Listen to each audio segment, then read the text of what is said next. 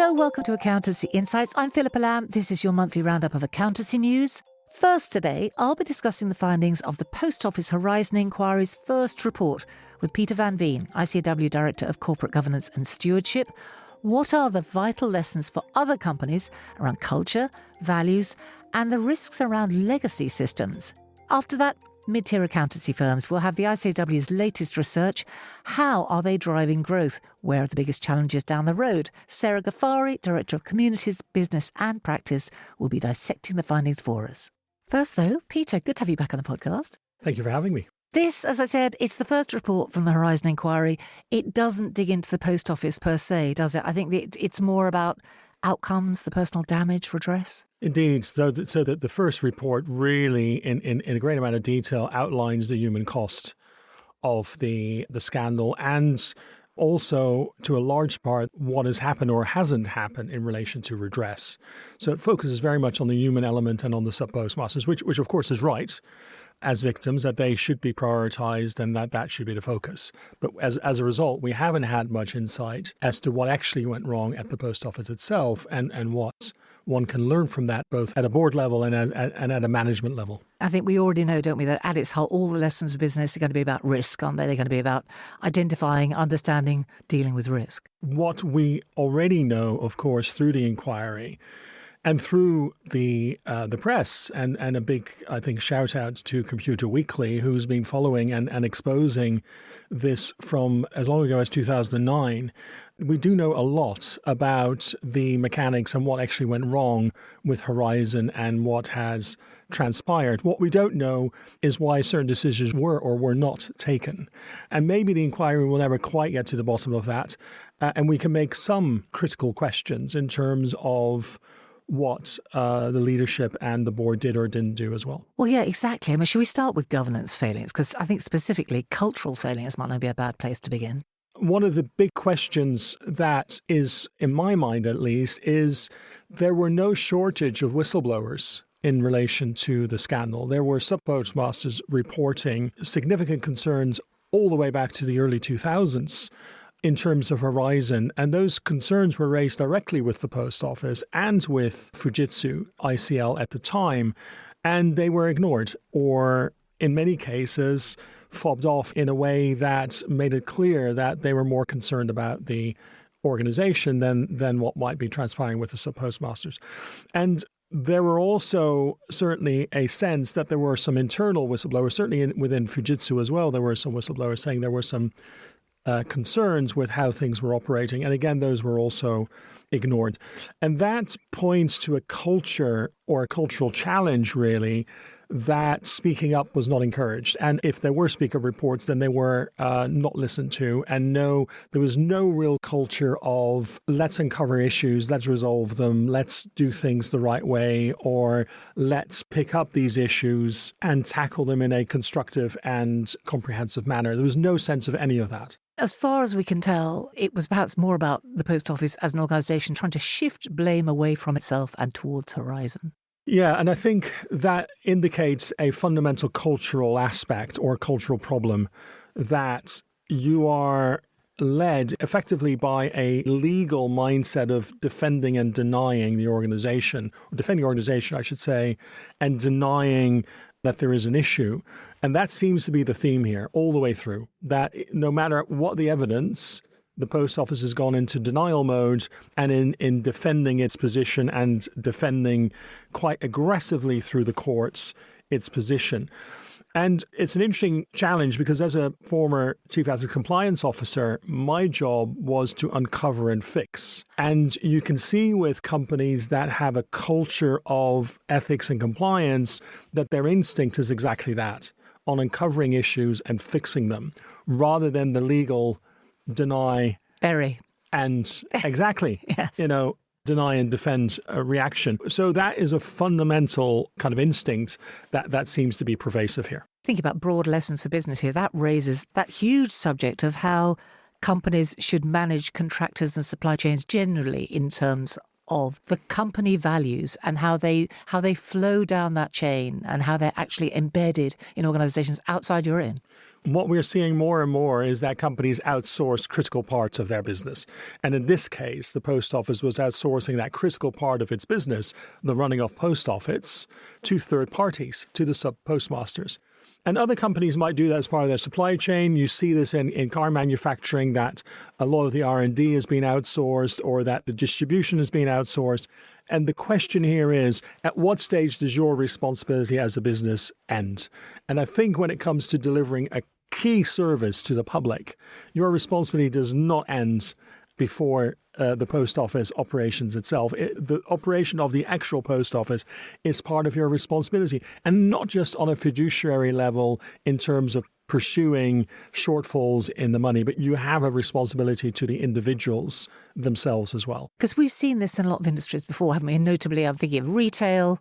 I mean, a lot of retailers have really been burned about less than desirable HR and people management practices further down their supply chains, particularly abroad. They've really paid the price for it in terms of consumer disgust when it came to light. We've seen it with supermarkets, haven't we? With farmers, the way they've dealt with farmers and the reputational risks there. And the risks are obvious, aren't they? But it's interesting that this did not apparently play into post office thinking. No, and I think part of the challenge you see with the types of companies you've mentioned is twofold. One is they are brands that consumers recognize, and those brands can be damaged. And we see this in sports attire, and we know from case studies from the 90s, for example, with very poor practices in their supply chain, in paying people less than a living wage. And those cases really damage those brands for a considerable amount of time. Yes. And we see similar things with some supermarkets that certainly in the past, there were accusations that they were squeezing farmers to a point of putting them out of business for that margin. And this all comes back to the consumer has a choice. They can go and shop somewhere else. They can buy a different brand. They can go to a different supermarket. With the post office, the consumer does not have that choice. I guess it's about amplification as well, isn't it? Because consumers have to know it's happening, don't they? And obviously, press coverage was widespread around the things around the sports retailers and the rest that we're all familiar with, and the supermarkets and the farmers. I think it's probably easy, is it, for companies like the post office to imagine their suppliers are largely voiceless because they're not recognisable to the consumer? Yeah, there is that. And also, once you start talking about quite complex legal cases and auditing and fraud-related topics, you struggle to connect with the public. It's a really difficult one to explain and get pithy headlines on. Whereas, of course, if you've got child labor in a wonderful dress that you're buying to go out on a night out, that is an immediate connection with you. And the value you now place in that dress or in that brand has substantially diminished, if not become nil. And dictates your future behaviour, doesn't it, as a consumer? Absolutely. So it wasn't really until the personal stories of the sub-postmasters started to emerge in the press that popular interest really grasped what was going on. That's right. And what it meant to them. That's right. And it is those human stories that really connect with the public. And we also saw, of course, that the ITV drama really then encapsulated and made that into a watchable, pithy explanation for the public. And then people got it. They got exactly why this was a big deal, because the story was being told in a very clear and engaging manner. And that story had been already out there for a couple of decades almost, 15 odd years. But of course, no one has the time to try and piece together a story like that themselves. And so really, again, one has to commend the broadcasters for picking this up and really taking the time to tell this story properly. I mean, I think before we get into the background around that, actually, just looping back, you mentioned speak-up processes. It's probably worth just asking you how you think they should look on the ground in an organisation. So in this case, the sub-postmaster should really have had access to all of the speaking up, whistleblowing tools and systems as they would be available to post office employees. Now, even in the case why they might have had access to that, the key part is, are they being utilized in a way that one would expect those systems to be utilized? And there's a couple of key aspects to it that make it really clear whether it's a good system or not. One is it clearly signposted? Have you got posters in your staff canteen? Is it right on the intranet or on the website? Is it absolutely made clear that this is available and what it's for and so forth? The second part is, does this go to a relatively independent individual or team in the organization that can oversee and triage and make sure that these concerns are properly investigated and escalated where necessary. And thirdly, what's really important is that the board has oversight of all of the Speak Up reports. And by oversight, I mean they have a complete view and are able to see the patterns. They might not see the individual cases necessarily because of data protection. They see the trend. But they can see the trend. They can see the detail of the cases. For example, the Audit and Risk Committee would typically have a view of that and be able to ascertain whether there is a systemic issue here that needs dealing with or whether these are just isolated incidences. And I am not convinced, and we'll have to wait for part 2 of the report, but I'm not convinced that happened at the post office. It's difficult, isn't it? Because as you say, communicating these processes, making people aware of them, it's really important. But there's the authenticity piece, isn't there? I think, a lot of organisations, there's a scepticism about them. They're seen as performative, these calls for staff to speak up. What really happens? Well, anyway, will it damage my career? How anonymous really is it? It's hard, isn't it, to build trust around that? Well, it is. And that trust can be broken very quickly. So if you think that call is going to HR, if you think that call is going to the legal team, and you know that their interests are not you, but the management and defending and denying, you're not going to use that system. And we also saw, there's a well-documented case with Jess Staley, the CEO of Barclays, trying to uncover a whistleblower. And whatever his rationale was, and he was fined for that by the FCA, by the way, whatever his rationale might have been for that, it sends a signal to the organization that it is not confidential and it's not safe to report something because the CEO might try and work out who it is and take action. And once people have that perception, that's pretty fatal for a speak-up system. Returning back to the post office response, it does seem that the board and indeed the comms team were slow to respond when this story first emerged, because as you said, it started brewing decades before it really came to light in the full glare of the public eye. And it emerged in a trade magazine, a very authoritative trade magazine, and no one on the board seemed to take any notice of that. And even when it got into private eye, not a lot happened, did it? That is a mystery to me. I mean, the IOD Institute directors commented in their piece on this that their conclusion was that the board lacked curiosity. And maybe that's true, or maybe that's a generous interpretation. Maybe they knew exactly what was going on and made a decision not to take action. We wrote on some lessons for boards as a result of this, and I think really it is about, one, making sure there is the right culture and environment on the board to challenge and to ask questions, because not all boards encourage that, or certainly not all chairs encourage that. And then asking the right questions. What is happening? If you're reading things in the press, you should be asking and challenging. What is this? What's going on? What are you doing about it? Are you on top of the right risks? Have you got a map of all the relevant risks? And clearly Horizon was a significant risk. And the question is, was that on the risk register for the board to look at and discuss or not? It does slightly make you wonder whether boards are a bit over-obsessed with national broadsheet and broadcast media. So is it on the front page of the FT? Right. Is it on the TV? Without fully understanding the power of media like the trade press, which speaks to expert audiences, obviously, and things like Private Eye, which talk to Westminster, as an audience. And of course, we might have expected a response from Westminster. And of course, the post office being a public-owned enterprise, you would think the connection to Westminster interests and the interests of the board of the post office would be fairly well aligned. And clearly that wasn't picked up. Do we know when questions were first asked? Because obviously government was a stakeholder there. MPs started asking questions some time ago, and we're talking, I think, about 10 odd years ago already. And it was a couple of MPs who, and I don't have their names to hand, who really persisted with this.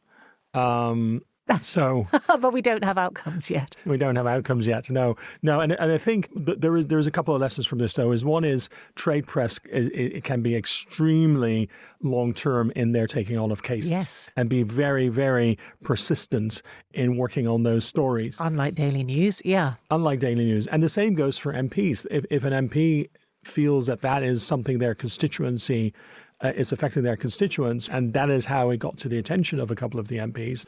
And it was a cross-party, by the way, picked up by, I think, both a Labour and a Conservative MP, if I recall correctly. So these things will carry on. And so the questions for me, and the one you posed, of course, is why didn't the company act sooner? Why did the board not act sooner and challenge the CEO and the leadership on their approach to to this situation. And Westminster, of course, I mean, Post Office by no means the only public interest body that they're stakeholders in.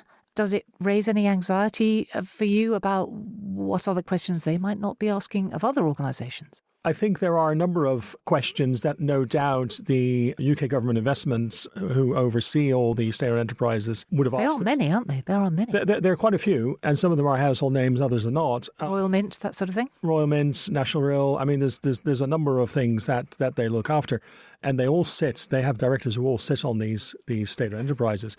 And the question is, are they looking beyond the numbers? Are they challenging also the culture? Are they creating and also encouraging other directors to really challenge and ask the right questions and to make sure they have the right information to make decisions? I mean, it is a fascinating subject and a big one, but time is pressing. And I want to ask you about legacy systems, actually, because Horizon, well, it was pretty much the definition of a legacy system, wasn't it? And I know you've written about it. Do you want to just give us a potted history of Horizon? I think what a lot of your listeners may not be aware of, or perhaps by now they are, is that Horizon didn't start off as Horizon. It started off as ICL Pathway. And ICL was the forerunner of what's now called Fujitsu UK. It was an independent company. Fujitsu made an investment in that. Pathway was developed in the 1990s, we're talking a good 30 years ago, to basically computerize benefit payments through the post office for the benefits agency. And the benefits agency, there were lots of issues with this original Pathway system. It's 3 years late, £100 million over budget. And the benefits agency at this critical decision moment said that they lost confidence in the system because they felt the results were not consistent and accurate enough to process payments through the post office. So even at the outset, it was perceived as flawed? It was flawed, yes. And this is all gleaned from parliamentary reports, by the way, in the public domain. So this is not privileged information. This is all public information. So there was a couple of issues that came out of this. One is that ICL, which was due to be listed, could no longer be listed because it had a financial catastrophe facing it. So Fujitsu bailed it out and effectively it became Fujitsu UK. The government had invested hundreds of millions of pounds in a system that wasn't working.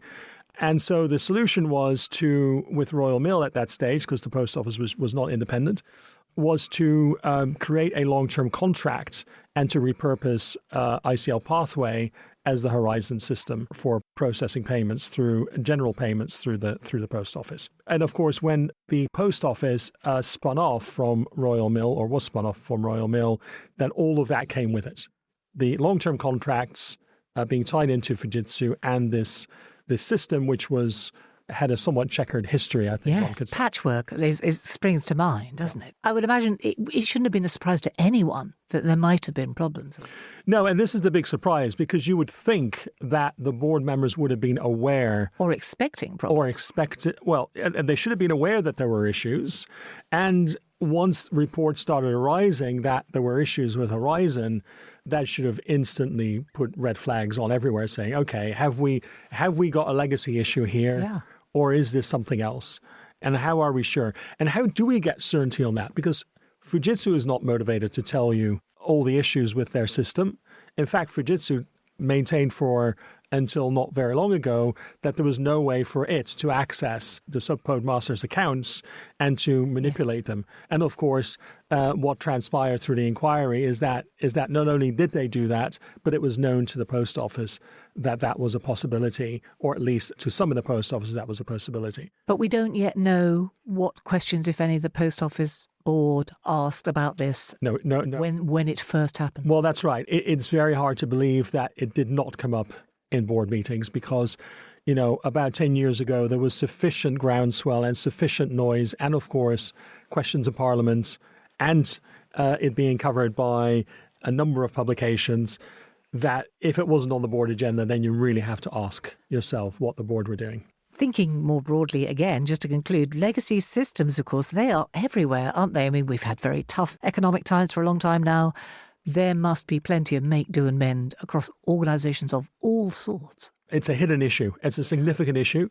For example, in 2021, and I've struggled to find more up-to-date numbers on this, but 2021, the government's IT budget was about £4.7 billion, and about half of that was allocated to keeping legacy systems running. And they projected at the time that could increase by as much to 22 billion over the following 5 years to maintain these obsolete systems running. And that's just the government. And that's just the government. But of course, there are lots of legacy systems in financial services and other places. And there are a couple of issues with this. One is not just a question of cost, but also capability, because these systems were often developed in the 90s or earlier. They were developed at a time that programming was very different. I certainly know when I worked at Anderson Consulting that we would have teams of 250, 300 people coding billing systems at one time. And that doesn't happen anymore. The coding languages are different. Now it's object-oriented or even other types of, I'm sure AI is being used now to write code, but it's much smaller teams. And so maintaining modern systems requires less effort. But people know how to fix them. Well, that's the problem as well, because no one's training anymore on how to maintain these older systems, because no one's programming in that way anymore. And so there are people who are still maintaining these systems who learned their trade in the 90s or 80s, but they're also a dying breed because they're retiring.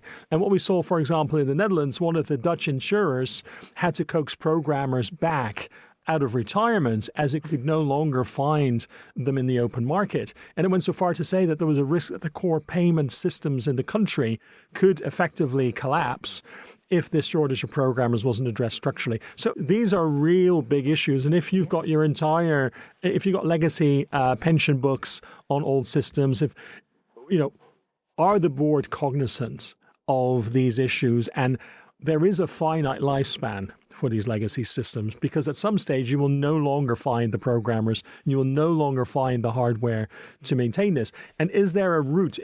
Has your chief technology officer mapped out how you're going to transition onto a more modern system and what the costs are before you fall off the cliff edge? And what the risks are in maintaining and keep these systems running?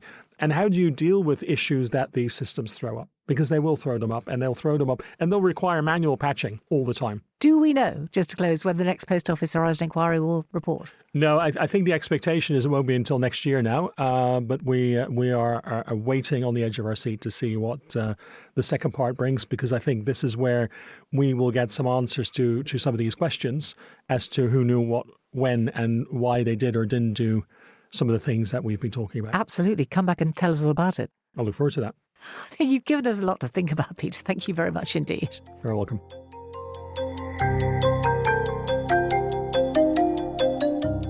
Now, Sarah Ghaffari has joined us. Sarah, hello. Hello. Sarah, you're Director of Communities Business and Practice. I know you've been working on this mid-tier research. What was the plan? What were you hoping to find out? So we hear from our members regularly the challenges, the opportunities, what's happening at the coalface. But what we felt we didn't really understand and get under the skin of was what was happening for our mid-tier firms. So ICAEW has about 11,000 firms. We have the big four, we have thousands of smaller firms and sole practitioners, but then there's this cluster of 100 or so firms that sit between the big four and these much smaller firms. And they're a really important part of the sector. They support SMEs up and down the country, PLCs, really important that we get under the skin of them.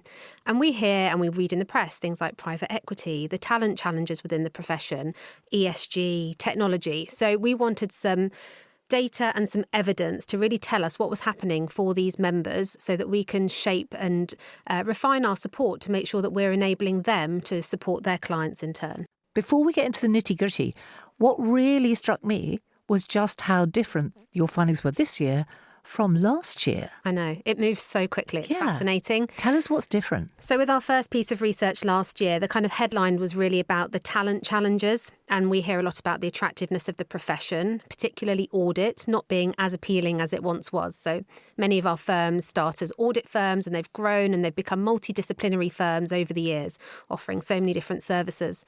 But really what struck us last year was the challenges in terms of recruiting and retaining qualified staff and keeping them, once they'd trained, keeping them within the profession. Because they were seeing that, I could go and work outside of practice, less hours, more remuneration maybe, more attractive work-life balance. Yeah, we talked about this on the podcast, actually. Yeah, but and now? That's really softened this year, actually. So talent wasn't one of the top challenges. But when we talked about talent, the issue that came up time and time again was actually around upskilling and access to skills, so certain skills.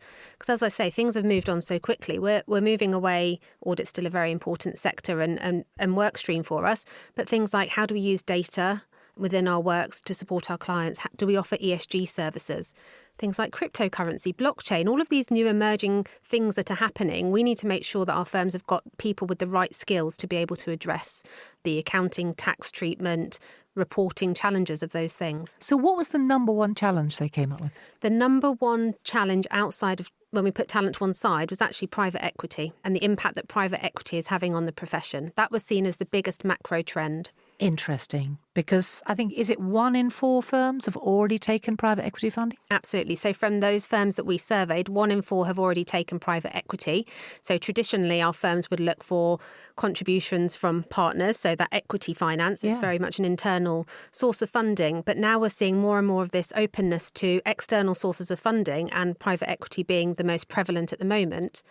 And we said in the next 3 years, how many firms are likely to take private equity funding for the first time or maybe a second or third round? And that was a further 25%. And when we asked that question last year, it was only 12% looking to take private equity in the future. So it really is growing. That is so interesting, because I think looking at the numbers, nearly half of them who had completed an acquisition, that was just in the last year alone. Yes, exactly. It's really moving fast. It's a really dynamic market. And there are mergers as well, but it seems that every day you open the press or go online, there's another acquisition. And that's important because for us as a profession, the market's going to look completely different in 5 years' time. As I said, we have 11,000 member firms at the moment, but fast forward 5 years, we might have fewer firms, much larger in scale. And that will mean our support needs to adapt to serve those firms as well. So for most of them, the reason they're doing it's about growth, client acquisition? Absolutely. So private equity, it's really an enabler for growth. So looking at making those acquisitions so that they can access the skills that they need, go into new geographical areas, new service lines, new offerings. So it really is about that growth ambition that they've got. The other big issue was succession planning, wasn't it, as a reason for doing it? Difficulties with succession planning. What are they specifically? The profession is very much that sort of triangle pyramid, if you like. So you come in at entry level and you work your way up through the firm, possibly to partner. But what we've seen coming through the research these days is that Gen Z and newly qualifieds don't particularly value that career progression in the same way that we might have seen historically. So they're looking for a different work-life balance. They don't necessarily want to progress to partner. Some of that might be because of regulatory challenges and pressures that they would face at that level. Some just find that it's not the career path they want to go down. So that funding then isn't necessarily there because there isn't that pool of candidates to go through to partner and contribute. So they're having to look externally. But looking ahead, that's a real issue for the profession, isn't it? Because if you don't have a cohort that wants to progress to senior roles, that doesn't want to take on those really significant responsibilities, that's a problem. It's going to change the dynamics, and it will be interesting to see how the firms adapt to this. But I think that's really important, that the firms are very adaptable. They are used to dealing with these challenges, but it will shape the profession in terms of, if you think about a firm that now lists and you have a conversation with a firm, ICAEW as a professional body, if we say to our firm, well, how's business? How's it going? You've got client sensitivity. What do you do with that knowledge? So for us to build relationships with our firms, the dynamics are now going to change because that's market sensitive information. So it just opens a whole host of questions. Do you feel that the increased scrutiny on partners is part of the reason that this younger cohort are thinking, I don't want that? That's definitely what we hear anecdotally. It didn't come through specifically in the research because the research was aimed at managing partners. But when we talk to younger members, they say it's, why would I want that pressure? Why would I want that hanging over my head? The possibility of being named in the press and taking that personal accountability. It's just not something that many people would say is attractive. ESG also came through in the report. 36% of the firms that we surveyed currently offer ESG services, and largely that's advisory work. But nearly half of our firms said that they are likely to offer ESG services in the next 3 years. So that's quite interesting as well. So you can see where your peers are going with their service lines, which ones are set to grow, which ones are remaining static as well, and where other firms see the value.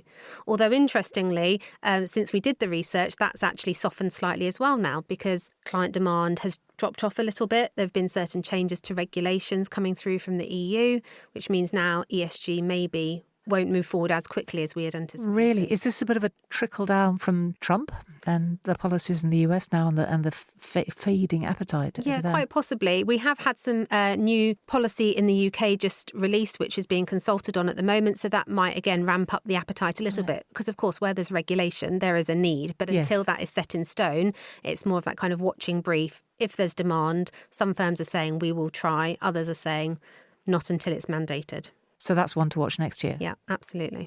AI is obviously the big topic everywhere. We know the Big Four are leaning into it. They have the resources, they have the commitment to do it. What about the mid-tier? So the mid-tier definitely has appetite for AI. But I think rather sensibly, what the research shows us as well is that they are getting their house in order first. So things like cyber are really important. So we've seen the recent case with Marks and Spencer's, for example. Focused everyone's minds. Absolutely. So I think the firms are saying, actually, we need to make sure we have clean data. We can use that data to do value-add work for our clients. Our data is safe and secure. AI absolutely is there and there is intrigue.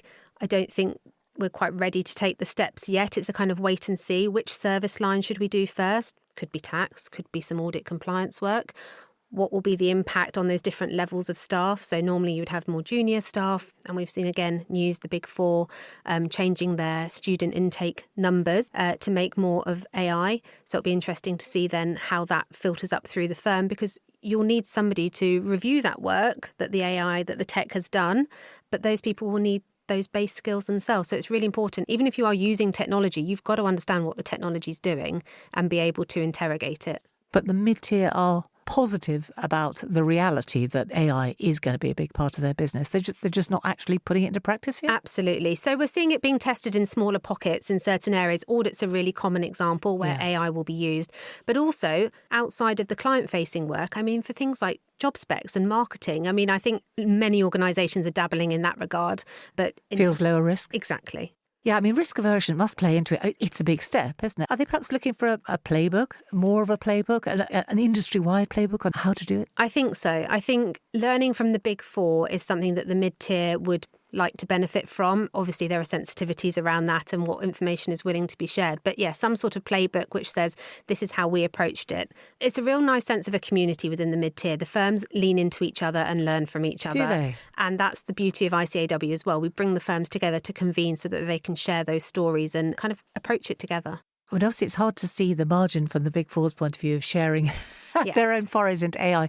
But you do wonder if there won't be consultants coming out of the Big Four who will see a market for teaching the mid-tier. Absolutely. I think there's a big opportunity there. Tell me what the plan is for taking these findings forward. I think, obviously, as you said, ICAEW will bring this knowledge into your own strategy.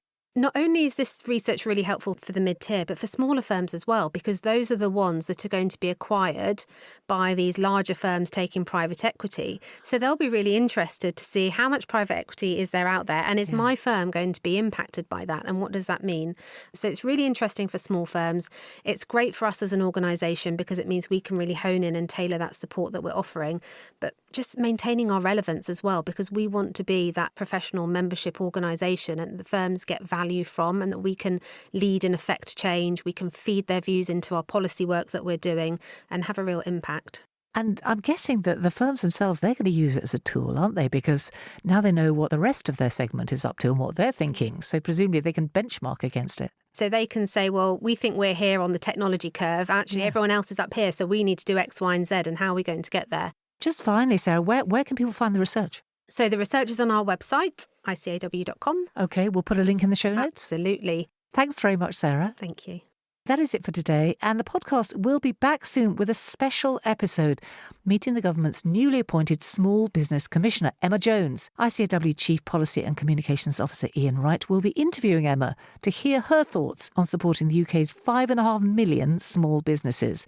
And finally, remember, you have actually been doing CPD by simply listening to this podcast. So remember to log your listens on the ICAEW website. Subscribing is, of course, the way to make sure you never miss an episode, and you can do that on any podcast app. Thanks for listening.